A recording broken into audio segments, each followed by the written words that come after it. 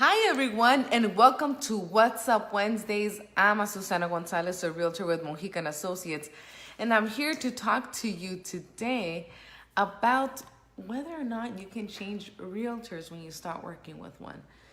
Now, from my personal experience, when Victor and I were looking to buy a house a couple years ago, we had started working with a realtor. And what I mean by working with them is that we had talked over the phone a couple times. They asked why we wanted to buy and that kind of thing. And we were the type of buyer where we were like, we want to see houses without getting pre-qualified. Now that I'm a realtor, I'm like, oh, silly me. It happens, you know what I'm saying? But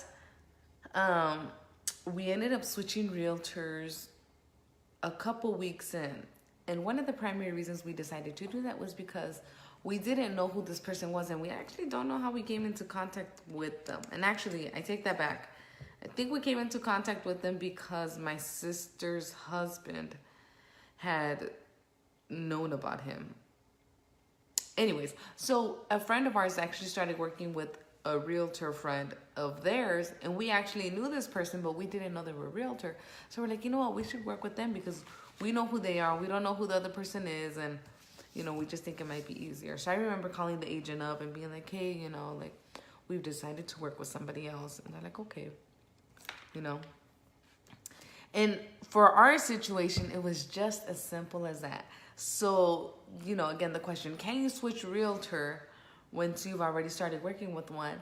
And the answer is, it depends. I know.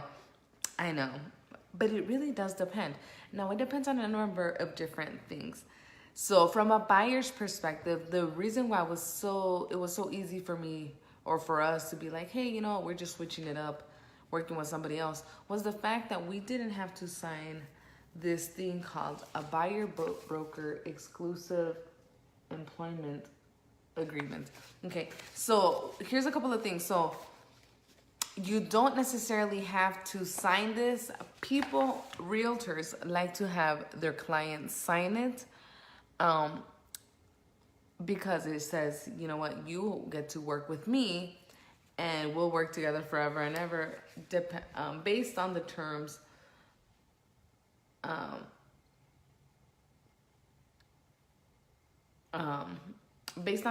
agreed upon by this form, right? But like I said, a lot of buyer agents don't typically use it. I know I typically don't use it. In my previous transactions, that was not a form that I decided to use. That's just my process. Like I said, some realtors really do like to use them. So if you're in a situation where you're working with the realtor and you are a buyer, right, and you haven't signed this buyer broker employment agreement form, then you can switch over realtors because there's no binding agreements, okay?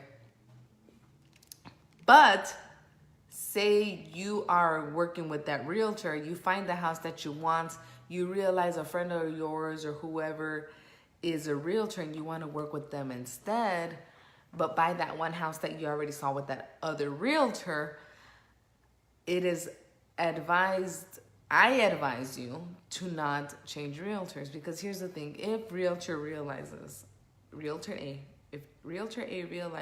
that you bought the house that Realtor A showed you, but you bought the house with Realtor B, your friend, then Realtor A can come back and basically sue the Realtor B for procuring cause, because essentially you bought that house not because Agent B showed it to you, but because Agent A showed it to you, right? Which is why I'm saying, if you're going to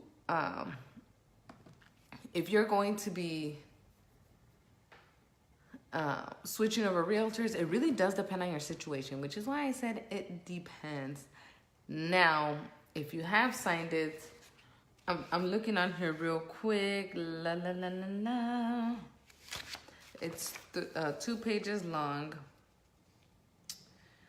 The thing about these is they normally have they have a time by which it expires, right? So on line 3, you see that? It expires on blah, blah, blah. So another thing you could do too, so you already have the buyer broker exclusive employment agreement. So then all you need to do is you could wait it out. If your timeline allows you to wait it out, then that's something that you can do. That way you can go ahead and decide to work with the person that you feel most comfortable with, whoever that is. So just something to take into consideration. Again, I wish I could say it was cut and dry and easy to say, yes, you can switch your realtor with no problem, but it really does depend. And if you're not sure, then it's important to ask them. I mean, some agents might not even know about the buyer-broker exclusive agreement.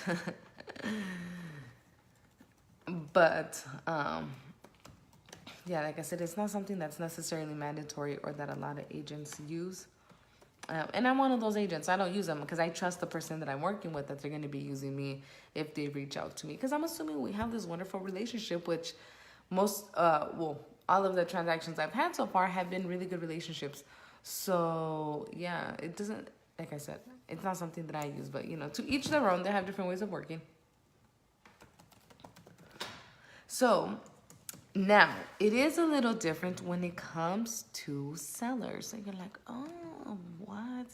Yes. So typically, like for people who haven't sold their house, this is what the process normally is. You have a listing appointment. The realtor shows up to your house or you meet somewhere. You talk about what the house is worth, all those kind of wonderful stuff. And then you have what is called an exclusive right to sell / rent listing contract. Okay. This is my lovely example form from when I went to school for real estate.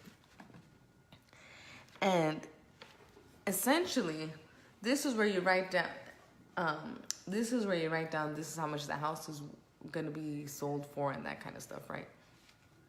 What is this? Sorry, I was trying to share this, so I'm just like confused as to why this is here. But anyways, so the thing is, if you have a listing, you more likely than not have already signed this because this determines how long you're gonna have the listing for. You would have talked about, you know, what is gonna stay with the house when it sells, what is not staying with the house. Like if you want to take your curtains, you need to let your realtor know so they can be gone before the showings even start. Some people will be like, but I like those curtains, you know. So yeah.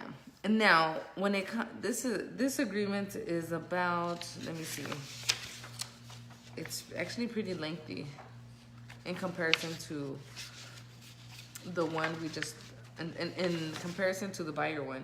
And that is because you end up talking about all the information about the house. There's a lot more work up front in terms of like, okay, I need to know the ins and outs of the house. I need to tell you the whole process of what this selling process is going to look like. So you're looking at about 8 pages, okay? You're looking at 8 pages in addition to any kind of documentation that you're going to leave them, that the realtor would be leaving the person, you know?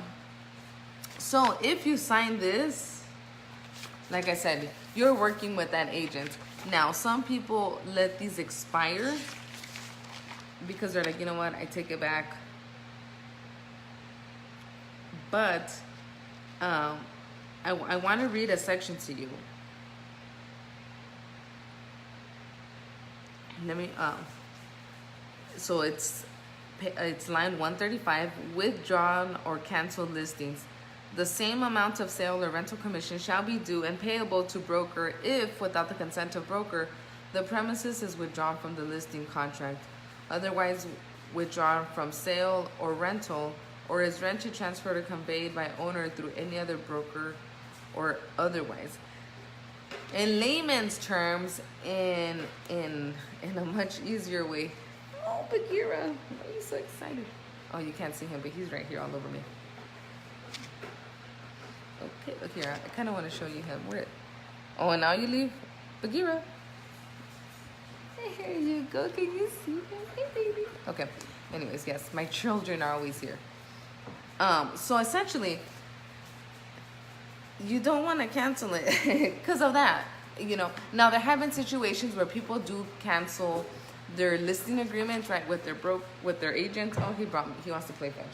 Anyways, so they do have this thing where sometimes they do cancel and the agent doesn't require them to pay. Now, I'm not saying that that's going to be the case for you. If you have your listing agreement already with an agent, I would recommend either talking with the agent and see what's up, you know what I mean? I really encourage you to work it out as best as you can with that agent and just have that conversation of, you know what, I don't know if this is the best thing for both of us, right? They may be feeling the same way, they may not be, who knows? That's why it's important to have the conversation. But, yeah, the contract is pretty binding.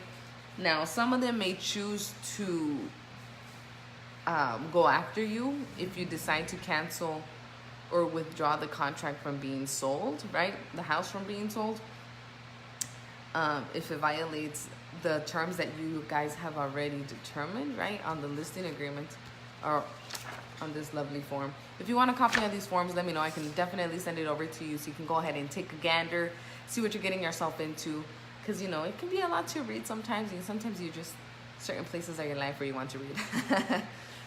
But they're having situations where people do go after the seller to say, hey, you know what? I put all this time and effort. Like, you need to pay me my money. Now, some agents don't because they're like, you know what? I understand maybe this didn't work, whatever. So I'm not going to go ahead and charge you for the services that I've done. But I do ask that you think of me the next time you hear anybody that wants to sell or buy, or if you want to sell or buy, right? So yeah, so essentially there's a lot that goes on, and it really depends on what's been going on in terms of your situation. So if you have a very particular situation where you're just like, you know what, this is great information, but I don't know that it helped me out for my particular situation, please feel free to reach out to me. I will definitely be happy to review and be like, oh my God, okay, so I see what this is going on. This is probably what the best course of action will be, or you should talk with your realtor about XYZ, because, you know, we're all about making it work. Sometimes that communication part can be difficult, and it's hard to meet expectations if those expectations aren't being communicated to one another, which is why I'm always like, talk to your realtor, okay?